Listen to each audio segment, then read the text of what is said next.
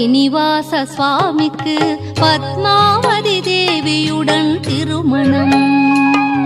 ஸ்ரீனிவாச சுவாமிக்கு பத்மாவதி தேவியுடன் திருமணம். இனியொரு காட்சி இது போல் கிடைக்குமா? இனியொரு காட்சி இது போல் கிடைக்குமா? இகபர